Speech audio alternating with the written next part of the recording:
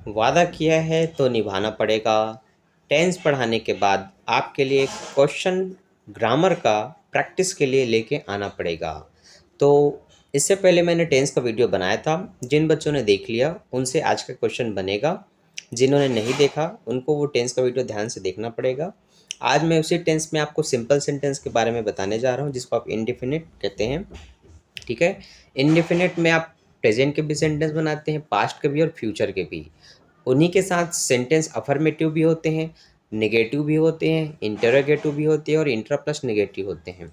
तो इस एक चार्ट को देखने के बाद आप हर चीज़ सीख जाएंगे कि इंडेफिनिट या सिंपल सेंटेंस के प्रेजेंट कैसे बनते हैं, पास्ट कैसे बनते हैं, फ्यूचर कैसे बनते हैं और intra negative, intra plus negative, ये सब कुछ।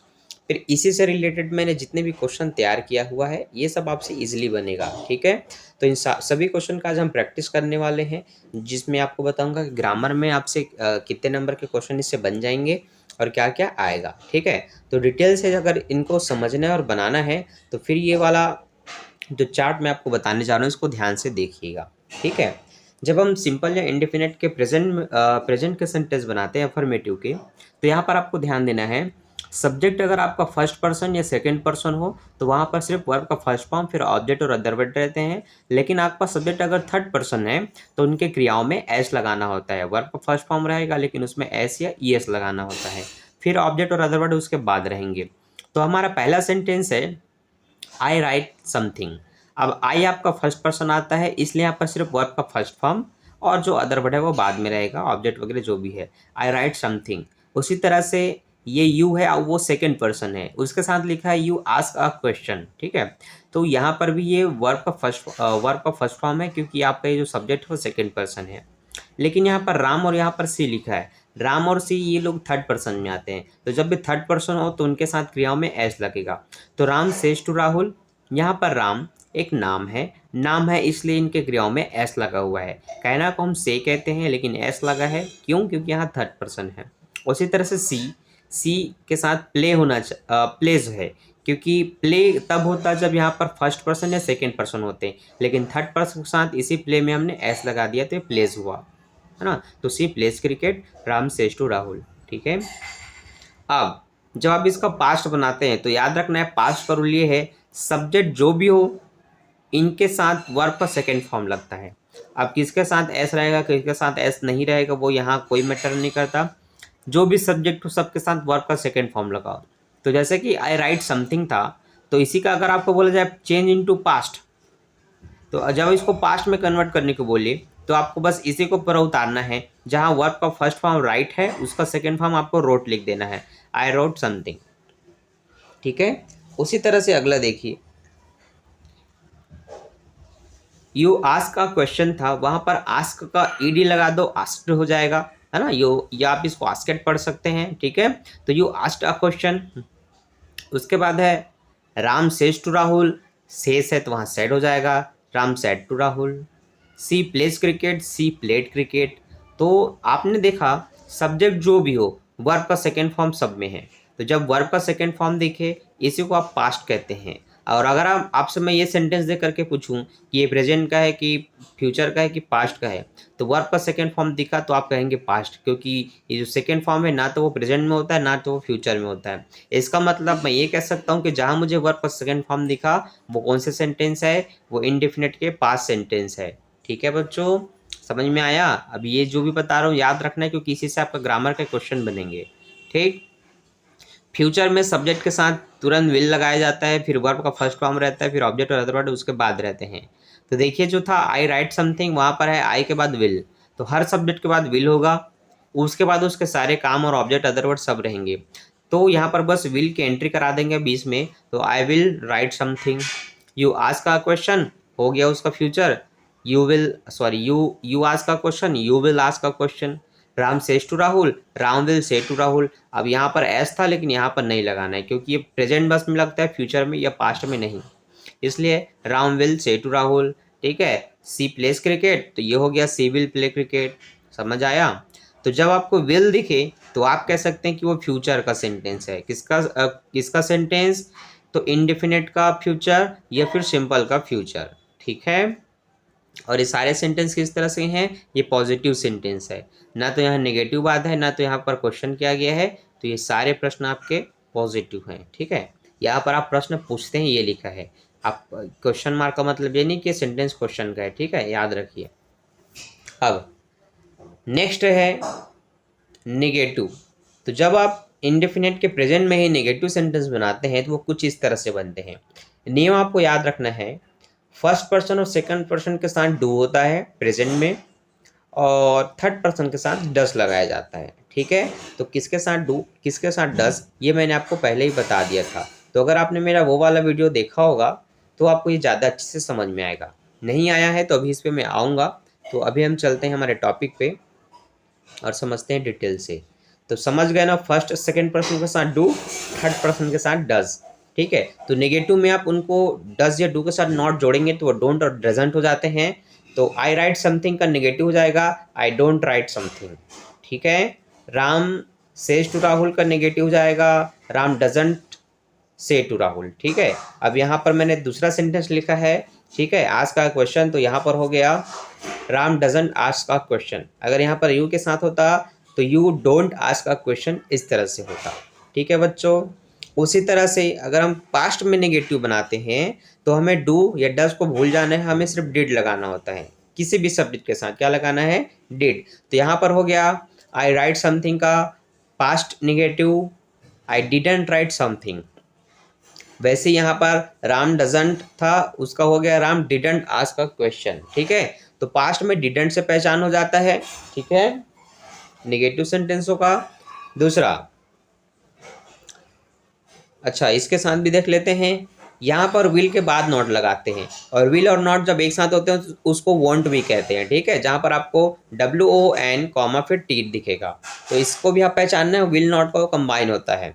तो ये था आई राइट समथिंग, उसका फ्यूचर में नेगेटिव हो जाएगा I will not write something. ठीक है, राम विल नॉट से टू राहुल, इसी का फ्यूचर नेगेटिव में। ठीक है, अब देखते हैं इंट्रागेटिव की पहचान कैसे होगी।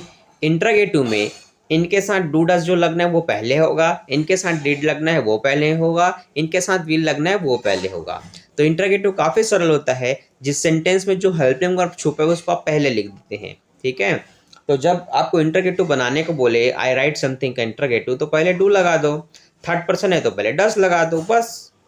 तो फर्स्ट एंड सेकंड पर्सन में डू लगता है, बता चुका हूँ, थर्ड पर्सन में डज लगता है, बन गया इंट्रागेटिव, उसी को ऊपर उतार दो। राइट समथिंग, आई राइट समथिंग के आगे डू लगा दो, डू आई राइट समथिंग। ठीक है, उसी तरह से डज सी प्ले क्रिकेट। बस थर्ड पर्सन में याद रखना, क्रियाओं में एस होता है अफर्मेटिव में, लेकिन इंट्रागेटिव में एस हटा देते हैं क्योंकि उसका एस डस ने ले लिया। तो समझ लो इसके एस को डस ने डस दिया। ठीक है, तो ये हो गया डस सी प्ले क्रिकेट। उसी तरह से अगर मैं इसका बनाता तो हो जाता does Ram say to Rahul. Past में आपको डिड लगाना है, did I write something, did she play cricket. ठीक है, तो यहाँ पर आपको याद रखना है, यहाँ पर एस नहीं होता पास्ट में भी।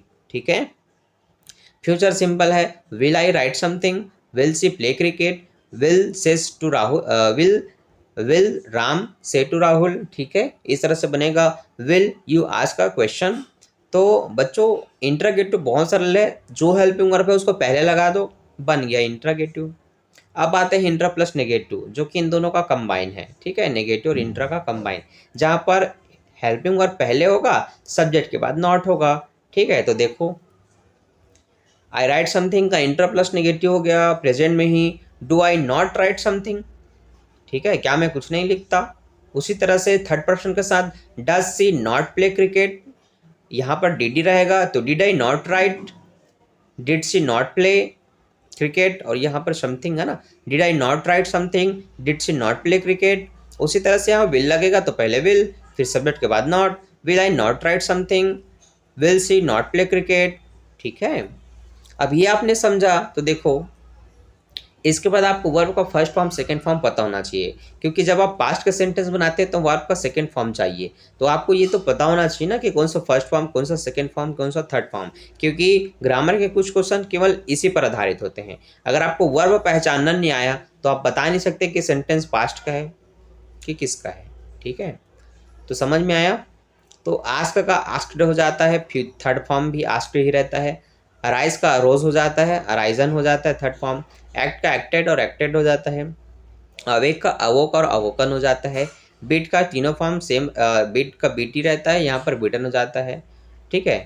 बिकम का बिकैम फिर बिकम हो जाता है। बाय का बाउट और बाउट ही रहता है। कम का कैम और कम हो जाता है। ठीक है, तो ये आपको अच्छे से याद रखना है। आगे बढ़ते हैं। कन्वर्ट करने की सीरीज में, ठीक है, ये मैंने आपको डिटेल से यहाँ पर छोटा छोटा समझाया था ताकि आप अच्छे से समझ पाएँ। जैसे कि है राम आम खाता है, ये है इसका प्रेजेंट का अफर्मेटिव सेंटेंस, और यही है इसका इंट्रागेटिव सेंटेंस। इसलिए अफर्मेटिव में ए लिखा है, इंट्रागेटिव में आई लिखा है। राम आम खाता है का इंट्रागेटिव हो जाएगा क्या राम आम खाता है। अब राम आम खाता है का हो जाएगा, नाम है, ये एक नाम है, थर्ड पर्सन है, तो क्रियाओं में एस होना चाहिए, तो खाना को ईट बोलते हैं, उसमें एस लगाना पड़ेगा। तो राम ईट्स मैंगो, क्या राम आम खाता है, जहाँ ईट्स है ऐसा वहाँ पर डज लगेगा, इसलिए इनके साथ डज पहले आएगा। अभी आपने इंटरगेटिव में सीखा, तो does Ram Yeats mango, does Ram Yeats है, तो देखो जब डज दिखा तो एस नहीं होना चाहिए, समझाया था ना। तो यहाँ पर इरर पहचानना है आपको। तो यहाँ पर गलती किस में है बच्चों, तो देखो गलती है अपने एस में, यहाँ पर एस नहीं होना चाहिए। ठीक है, पहचानना है आपको। अगर आप पहचानना नहीं सीखे तो फिर आपने टेंस ठीक से नहीं सीखा। ठीक है, तो पहचान गए ना, तो यहाँ पर क्या होगा, सिर्फ ईट होगा, इसका मतलब आपको ये वाला एस काट देना है। तो आपको यहाँ पर सिर्फ क्या लिखना है, डज राम ईट मैंगो। वह चावल खाती है, सी ईट्स राइस, है ना, सी ईट्स राइस, यहाँ भी एस लगा देंगे। अब यहाँ पर इंटरगेटिव बनाएंगे तो यहाँ पर भी ये हट जाएगा। तो अब आपको समझ में आ गया है, तो अब आप पहचान सकते हैं। ठीक है, तो इसमें एरर पहचानने का भी ग्रामर में फिल इन द ब्लैंक आता है ना, मतलब ग्रामर के क्वेश्चन आते हैं। समझ में आया। उसी तरह से है वह स्कूल जाता है, वह स्कूल जाता है, ही गोज टू स्कूल। तो जब आपने डस लगाया तो वहाँ पर क्या नहीं होना चाहिए, एस नहीं होना चाहिए। तो यहाँ पर ये एस ये हटेगा, सिर्फ यहाँ पर गो आएगा। ठीक है बच्चों। उसी तरह से मैं हिंदी की किताब पढ़ता हूँ, I read book of Hindi या आई रीड हिंदी बुक्स हो जाता है। ठीक है, तो यहाँ पर एस नहीं लगेगा क्योंकि ये फर्स्ट पर्सन है। ठीक है, लेकिन जब इंट्रागेटिव बनाएंगे तो इनके साथ डू छुपा होता है, तो यहाँ पर डू पहले आएगा। Do I read Hindi book, ये बुक ऑफ हिंदी, इस तरह से आप बनाएंगे। आप कहानी लिखते हैं, ये भी सेकंड पर्सन है, इनके साथ भी एस नहीं रहता, तो यहाँ पर सिंपल से लिखा जाएगा। आप कहानी लिखते हैं को you right story, do you right story, इसका इंटरगेटिव हो जाएगा क्या आप कहानी लिखते हैं, डू यू राइट स्टोरी। हम यहाँ रोज आते हैं, we come here every day या डेली हो जाएगा। जिसका वी है सेकेंड पर्सन, जिसके साथ डू रहता है, तो do we come here every day या डेली। ठीक है बच्चों, एक तो ये आपको पता होना चाहिए अच्छे से। ठीक है, दूसरा दूसरा पास्ट का, पास्ट में मैंने आपको बताया था, पास्ट में आप सेंटेंस को दो तरह से कहते हैं, या तो मैंने चावल खा लिया या तो मैं चावल खाता था। यहाँ पर आप बस वर्ब का सेकंड फॉर्म यूज़ करते हैं, जहाँ पहले ईट पढ़ रहे थे वहाँ पर अब एट हो जाएगा, आई एट राइस। ठीक है, उसी का जब मैं चावल खाता हूँ या क्या आप चावल खाते हैं बनाएंगे, तो इसके साथ तो पास्ट में डिड यूज़ होता है, तो डिड यू ईट राइस। लेकिन यहाँ पर जो ईट एट था वो ईट हो गया, क्योंकि एट आप पास्ट में कहते हैं, प्रेजेंट में आपको ईट कहना है और इसको बदलना भी है। ठीक है, देख सकते हैं दोनों में फ़र्क है। क्या मैं चावल खाता था, डिड आई ईट राइस हो गया। ठीक है, वह वह चावल खाता था या उसने चावल खा लिया, ही एट राइस। ठीक है, अब चूंकि ये पास्ट का है तो इसका भी जब इंटरगेटिव बनाएंगे तो डिड ही ईट राइस होगा, क्या वह चावल खाता है। ठीक है, यहाँ पर क्या गायब है, खाता था। ठीक, क्या राम चावल खाता था, डिड राम ईट राइस। तो थर्ड पर्सन में चाहे कोई केवल ही सी हो या किसी का नाम हो, डिड तो सबके साथ लगेगा, फिर वर्ब का फर्स्ट फॉर्म होना चाहिए। ठीक है, ये याद रख लिए। नियम आपको याद रखना है कि पास्ट सिंपल में सभी अफर्मेटिव सेंटेंस में वर्ब का सेकंड फॉर्म होता है, लेकिन जब आप इंटरगेटिव बनाते हैं तो वर्ब का फर्स्ट फॉर्म हो जाता है। क्यों, क्योंकि वहाँ पर आप डिड का इस्तेमाल करते हैं। ठीक है, नियम याद रखना है। अब थोड़ा क्वेश्चन की प्रैक्टिस करते हैं। ठीक है, चलो, खाली स्थान जो भी होगा, जो सेंटेंस जो भी होगा उसमें क्या भरना है वो आंसर पे डिपेंड करता है। ठीक है, देखिए यहाँ पर लिखा है राम और खाली स्थान में मैंगो है। ठीक है, तो राम मैंगो, तो राम तो आम नहीं है, वो आम खा सकता है। अब देखते हैं वर्ब का कौन सा फॉर्म यहाँ पर दिया गया है, ईट दिया है, ईटिंग दिया है कि ईट्स दिया है। अब देखो आंसर के हिसाब से यहाँ पर आपको चयन करना है। तो देखो राम एक नाम है, नाम एक थर्ड पर्सन है, तो थर्ड पर्सन के साथ वर्ब का फर्स्ट फॉर्म नहीं रहता, फाइव फॉर्म रहता है, फाइव फॉर्म में एस लगा रहता है, ठीक है। तो यहाँ पर फोर्थ फॉर्म का कोई काम नहीं है, फर्स्ट फॉर्म का भी कोई काम नहीं है, एक ही बचा। तो हमेशा थर्ड पर्सन के साथ उसका क्रियाओं में एस होता है, तो यहाँ पर ये आपका आंसर है। तो पहले प्रश्न का आंसर आप कहेंगे राम ईट्स मैंगो। समझ आया, जो कि आपने भी थोड़ा देर पहले पढ़ा था। उसी तरह से दूसरा दूसरा सेंटेंस है सी खालिस्तान टू स्कूल, ठीक है। अब ऑप्शन देखो, सी गो आएगा, किसी गोज आएगा, सी किसी गोइंग आएगा। तो देखो आईएनजी वाला जो फॉर्म होता है वो कंटिन्यूअस का है, जहाँ पर किसी भी सब्जेक्ट के तुरंत बाद एक हेल्पिंग वर्ब होता है इज एम आर। अगर यहाँ इज एम आर नहीं है तो एक सिंपल सेंटेंस है, और यहाँ पर ये नहीं आएगा। क्या ऑप्शन नहीं आएगा? ये गोइंग, ये कट गया। अब ये दोनों में से एक आपका आंसर है, तो गो आएगा, ये तो गोज आएगा। अब गो आएगा कि नहीं, देखिए गो वर्ब का फर्स्ट फॉर्म है, वर्ब का फर्स्ट फॉर्म है तो सब्जेक्ट यहाँ पर फर्स्ट पर्सन या सेकंड पर्सन होना चाहिए। लेकिन हम देख रहे हैं हमारे पास जो सब्जेक्ट है वो थर्ड पर्सन है। सब्जेक्ट जब थर्ड पर्सन होता है तो फिर क्या करना है, थर्ड पर्सन है तो फिर आपको गोज लिखना है। इसका मतलब पहला आंसर तो ऐसे ही कट गया, तो फिर ये भी आपका आंसर नहीं है, तो आप कहेंगे इसमें दूसरा आपका आंसर है गोज। समझ में आ रहा है ना? ये भी दोनों सेंटेंस सेम है, इसलिए यहाँ एस वाले को चुने, यहाँ भी एस वाले को ही चुन रहे हैं, ठीक है। उसी तरह से अगला है, अगला जो सब्जेक्ट है वो यू है। अब यू है तो यू सेकंड पर्सन में आता है, जिसके साथ क्रियाओं में एस नहीं होना चाहिए। इसका मतलब ये तो कट गया। अब ये दोनों में से एक आंसर है, लेकिन आप ये देखो कि अगर सेंटेंस में सिर्फ सब्जेक्ट यू है, उसके साथ आर वर वॉज ये सब कहीं कुछ लगा ही नहीं है, इसका मतलब है ये भी एक सिंपल सेंटेंस है you know who I am, ठीक है। क्या तुम जानते हो मैं कौन हूँ? तो यहाँ पर मैंने बताया कि यू के साथ अगर आर या वर नहीं लगा है तो आईएनजी वाला तो लगेगा नहीं, मतलब ये भी ख़त्म। एक ही ऑप्शन बचा डू, तो यहाँ पर आपका आंसर आएगा do you know who I am, ये आपका आंसर है, ठीक है। उसी तरह से अगला ही दिख रहा है सब्जेक्ट ग्रुप में। अब ही दिखा बच्चों, इसका मतलब जिस काम में एस लगा होगा वही आपका आंसर है, क्योंकि सेंटेंस आपका सिंपल या इंडिफिनिट का है, क्योंकि यहाँ पर ही के पहले कोई हेल्पिंग वर्ब या बाद में हेल्पिंग वर्ब नहीं है। तो आप कहेंगे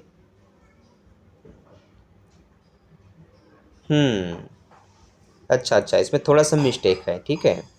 यहाँ पर ही के बाद यहाँ खालिस्तान होना चाहिए था, जो कि मिस्टेक से यहाँ हो गया, ठीक है। तो खालिस्तान यहाँ पर होगा, ठीक है बच्चों। ये थोड़ा प्रिंट मिस्टेक है, इसको आप थोड़ा ध्यान देंगे, ठीक। ही कम आएगा कि कम्स आएगा या कमिंग आएगा? तो ही कम्स आएगा, क्योंकि एक थर्ड पर्सन है और इसके साथ एस वाला लगाते हैं, तो यहाँ पर आएगा आपका कम्स आएगा, ठीक है बच्चों। ये आपका ऑप्शन है। अगला है वी।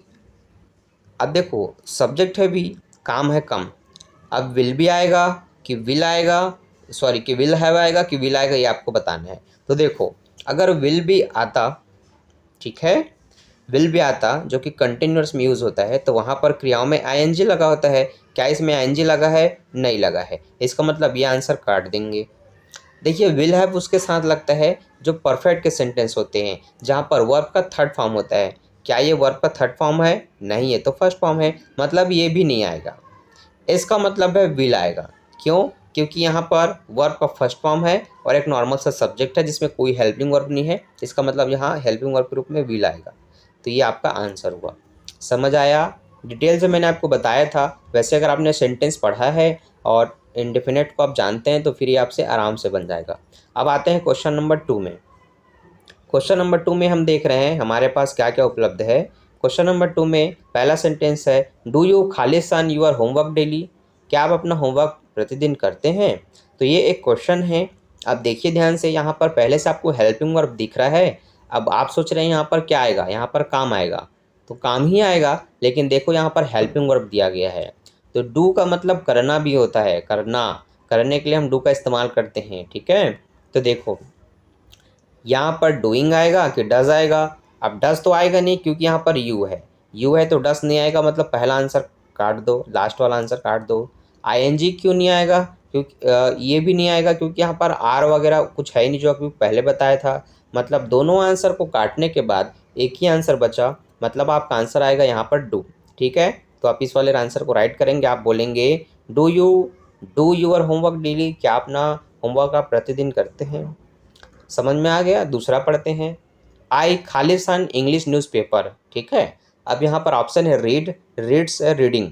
तो देखो सेंटेंस में आई के बाद सब्जेक्ट है आई, उसके बाद कोई भी हेल्पिंग वर्ब नहीं है, मतलब ये भी एक सिंपल सेंटेंस है जहाँ पर हमने लगाया आईएनजी को रॉन्ग, क्योंकि वो तो लगेगा नहीं। रीड्स भी लगेगा नहीं क्योंकि वो थर्ड पर्सन में लगता है, मतलब आई फर्स्ट पर्सन है तो उसके साथ रीड ही लगेगा। तो यहाँ पर आपका आंसर आएगा read, I read English newspaper. अब राहुल एक थर्ड पर्सन है, इसके साथ इसका काम में एस होना चाहिए, तो एस कहाँ दिख रहा है। अब एस तो कहीं नहीं है सर, फिर हम क्या करें। तो एस अगर कहीं नहीं है, इसका मतलब ये पास्ट का सेंटेंस है, तो पास्ट में आप वर्ब का सेकेंड फॉर्म लगाते हैं। ठीक है, तो यहाँ पर सेकेंड फॉर्म में कौन सा लिखा गया है, ये तो थर्ड फॉर्म है, तो फोर्थ फॉर्म है, तो सेकेंड फॉर्म केवल एट है, तो यहाँ पर आपका आंसर क्या आएगा, एट आएगा। तो अगर सेंटेंस पास्ट का हो तो फिर कैसे आपको आंसर का चयन करना है वो आपको सी से पता चला। एग्जाम्पल सी। ठीक है, अब डी की बारी। यहाँ पर लिखा है खालिस्तान, ठीक है, राहुल ईट राइस। अब राहुल ईट राइस है, उससे पहले डीड आएगा कि डू आएगा कि डूइंग आएगा। अब देख लेते हैं, राहुल एक नाम है, थर्ड पर्सन है, तो डस आना चाहिए, लेकिन डस ऑप्शन में है क्या, नहीं है। इसका मतलब सेंटेंस किसका है, पास्ट का है। और पास्ट में मैंने आपको सिखाया था किसी भी सब्जेक्ट के साथ सबसे पहले क्या होता है, डीड होता है, तो आपका आंसर क्या है, डीड है। इनका कोई मतलब है क्या, नहीं है। अगला देखते हैं, खालिस्तान आई कम योर होम। ठीक है, अब आई है तो आगे देखते हैं क्या होना चाहिए, डू होना चाहिए, डू है क्या, नहीं है। अब डू नहीं है, इसका मतलब डिड आएगा, क्योंकि ये सेंटेंस भी पास्ट का ही कहलाएगा। तो यहाँ पर आपका आंसर रहेगा did I come your home. ठीक है, क्या मैं तुम्हारे घर जाता था या आता था, जाना होता तो गो होता। समझ आया, ये हुआ आपका पास्ट प्रेजेंट पर आधारित। अब सीधा आपको कन्वर्टेड वाला क्वेश्चन पूछा जाएगा कि ये जो सेंटेंस है वो प्रेजेंट का है कि पास्ट का कि फ्यूचर का है। ठीक है, तो देखो, राम रिच्ड रायपुर। ठीक है, मतलब राम रायपुर पहुंचता था, ठीक है, या पहुंचा। तो ऐसे सेंटेंस में हम ये देखेंगे कि सब्जेक्ट के बाद अगर कोई हेल्पिंग वर्ब नहीं है तो फिर वर्ब का फॉर्म कौन सा है। तो यहाँ पर जो वर्ब का फॉर्म है वो सेकेंड फॉर्म है। अब वर्ब का सेकेंड फॉर्म कहाँ यूज़ होता है बच्चों, पास्ट में यूज़ होता है। तो आप यहाँ पर कहेंगे प्रेजेंट पास्ट फ्यूचर में ये पास्ट वाला है, तो ये सेंटेंस कौन सा है, ये पास्ट सेंटेंस है। किसका पास्ट, तो सिंपल का पास्ट है, इंडेफिनिट का पास्ट। ठीक है, prime minister Modi said we are Indian. ठीक है, प्रधानमंत्री मोदी जी ने कहा कि हम भारतीय हैं। ठीक है, अब यहाँ पर पूछा जा रहा है कि ये सेंटेंस प्रेजेंट का है, पास्ट का कि फ्यूचर का है। ठीक है, फ्यूचर का अगर होता तो विल होता। ठीक है, प्रेजेंट का है तो सेड नहीं, वहाँ पर से होता, क्योंकि कहने की बात कही जा रही है, कहने की, तो यहाँ पर सेड है। सेड है मतलब पास्ट है। अब फिर पूछा जा रहा है कि कौन सा सेंटेंस है, तो सिंपल से भाई पास्ट का सेंटेंस है। कैसे पहचाना मैंने पास्ट का सेंटेंस है, इससे अगर ये सेकेंड फॉर्म में है मतलब पास्ट का है, यहाँ भी ये सेकेंड फॉर्म में था इसलिए मैंने पास्ट कहा, उसी तरह ये भी सेकेंड फॉर्म में है, ये भी पास्ट है। ठीक है, अब यहाँ पर देखो, यहाँ पर किसी भी सब्जेक्ट के बाद हेल्पिंग वर्ब नहीं था, लेकिन यहाँ हेल्पिंग वर्ब आ गया, विल। जब भी मैंने बताया था आपको विल दिखे, विल से पहचान हो जाता है कि वो सेंटेंस क्या है, फ्यूचर का है, तो यहाँ पर आपका आंसर है फ्यूचर। ठीक है, यहाँ पर लिखा है we want go to home. ठीक है, हम घर जाना चाहते हैं। अब हम घर जाना चाहते हैं, वी है सब्जेक्ट, वांट है आपका वर्ब के रूप में जो इस्तेमाल किया जा रहा है, नहीं गो है आपका ना, ये चाहना के लिए लगाया गया है, जाने के लिए गो। अब वर्ब का फर्स्ट फॉर्म है, यहाँ पर सब्जेक्ट का सेकेंड फॉर्म है, तो सब्जेक्ट के साथ अगर वर्ब का फर्स्ट फॉर्म लगा रहा है तो ये एक प्रेजेंट का सेंटेंस होता है, नेगेटिव वगैरह कुछ है नहीं। तो यहाँ पर ऑप्शन पूछा जाएगा कौन सा है, तो ये प्रेजेंट है, क्योंकि पास्ट होता तो वहाँ पर वेंट लिखा रहता। ठीक है, वांट और वेंट में अंतर होता है, ये चाहने के लिए है और वेंट का मतलब जाना होता है जो पास्ट में इस्तेमाल करते हैं। ठीक, ये कन्फ्यूज करने के लिए मैंने दिया था, कई बच्चे पता नहीं इसी को वेंट समझ के लगा दिए पास्ट, तो फिर गया भाई, ये प्रेजेंट है, पास्ट नहीं है। ठीक, अगला, Raju rights story. Raju rights है, राजू एक नाम है, उसके साथ काम में एस लगा है, और ये एस लगता है सिर्फ प्रेजेंट में, तो यहाँ पर आप कहेंगे आपका प्रेजेंट का है। ठीक है, समझ आया। तो इस तरह से आप बहुत सारे सेंटेंस ग्रामर के बना सकते हैं, उसको सॉल्व कर सकते हैं क्वेश्चनों को। यहाँ पर जो सेंटेंस है वहाँ पर हम देख रहे हैं रश्मि सेंग अ सॉन्ग लिखा है। अब रश्मि सेंग अ सॉन्ग है, उसको बोला क्या गया है, change into intro plus negative. तो देखिए डायरेक्ट जो क्वेश्चन आता है 9वीं 10वीं में, है ना, वो यही आता है। सेंटेंस को देख करके बोलेगा change into interrogative, negative, past, present, perfect, इन सब में कन्वर्ट करने को बोलता है। तो यहाँ पर बोला गया है आपको, चलो पहले हम शीर्ष निर्धारित कर लेते हैं, हम वाइट वाले में लिखेंगे। चलो भाई साइज बढ़ा लेते हैं थोड़ा, हाँ ठीक। Rashmi sang a song, change into intra negative sentence. Intra plus negative sentence बोला है, इसका मतलब पहले हेल्पिंग वर्ब, स्ट्रक्चर क्या होता है, पहले हेल्पिंग वर्ब, फिर सब्जेक्ट, फिर नॉट, यही होता है ना इंट्रा प्लस नेगेटिव का। इसी तरह से बनाएंगे। तो देखिए रश्मि एक थर्ड पर्सन है, नाम है, वर्ब का यहाँ पर सेकंड फॉर्म दिख रहा है। वर्ब का सेकंड फॉर्म दिखा, इसका मतलब इसमें डेट छुपा है। क्या छुपा है, डेट। तो जब आप पास्ट के सेंटेंस को इंट्रा या नेगेटिव में बनाते हैं तो आपको डेट का इस्तेमाल करना होता है। तो अगर इंट्रा प्लस नेगेटिव बनाना है तो सबसे पहले आपको डेट लिखना पड़ेगा। लिख दिया अब मैंने डेट। सब्जेक्ट है रश्मि, तो अब मैं लिखूंगा रश्मि का नाम इस तरह से। डिड रश्मि नॉट सैंग का फर्स्ट फॉर्म अब लिखना पड़ेगा, क्योंकि जब आपने डिड का इस्तेमाल किया तो वर्ब का फर्स्ट फॉर्म होता है। तो आप बोलेंगे सिंग। यहाँ जो सैंग था वो क्या था, वो वर्ब का सेकंड फॉर्म था, सिंग का सैंग। तो did Rashmi not sing a song. समझ आया, ऐसे बनाना है। अब देखते हैं दूसरे को, we go to school daily. ठीक है, we go to school daily लिखा है, चेंज इनटू नेगेटिव सेंटेंस। देखिए नेगेटिव सेंटेंस जब बोला जाए, जहाँ पर ये पॉजिटिव बात था, we go to school daily, हम रोज स्कूल जाते हैं, इसका नेगेटिव बोला जाए तो आपको नॉट का इस्तेमाल करना है। पर केवल नॉट नहीं होता, अगर ये सिंपल प्रेजेंट सेंटेंस है तो डू नॉट या डज नॉट लगेगा। अगर ये पास्ट का होता तो डिड नॉट लगता। अगर ये फ्यूचर का होता तो विल नॉट लगता। अब आपको पहचानना है कि ये कौन सा सेंटेंस है। सब्जेक्ट को देखो और वर्ब को देखो, इसी से पहचानो। तो वर्ब का फर्स्ट फॉर्म है, और वर्ब का फर्स्ट फॉर्म कहाँ इस्तेमाल होता है, प्रेजेंट या फ्यूचर में। अब फ्यूचर का होता तो विल लगा होता, विल नहीं लगा मतलब ये प्रेजेंट का है। अब प्रेजेंट का है तो ये सब्जेक्ट को देखो कौन सा person, second person. Second person के साथ मैंने आपको क्या बताया था, डू बताया था, तो यहाँ पर डू लगेगा। तो हम कहेंगे we do not go to school daily. समझ आया, ऐसे पहचानना होता है। तो बार बार डिटेल से बताते जा रहा हूँ, मैं फटाफट आंसर आपको दे सकता था, लेकिन एक्सप्लेन कर रहा हूँ, आप समझ करके बनाएं इसलिए। अगला है Seema will make food. Will से पता चला ये फ्यूचर का है। अब क्या कन्वर्ट करना है, change into past sentence, past में कन्वर्ट करना है। ठीक है, पास्ट सिंपल, पास्ट इंडेफिनिट में अगर कन्वर्ट करना है तो सिंपल सी बात है। आपको क्या करना है, पहले तो आपको विल को हटा देना है, क्योंकि पास्ट में विल का इस्तेमाल नहीं किया जाता। फिर आपको देखना है वर्ब का कौन सा फॉर्म, फर्स्ट फॉर्म है, उसी को आपको सेकंड में कन्वर्ट करना है। तो वर्ब का सेकंड फॉर्म वही उसका फर्स्ट फॉर्म है। तो देखो आपको लिखना है सीमा, क्योंकि आप बना रहे हैं इसका पास्ट सेंटेंस, जिसमें ना तो इंटरप्ट ना तो नेगेटिव, मतलब ये अफर्मेटिव ही बनेगा। तो सीमा मेक की जगह आपको मेड बोल देना है, फूड।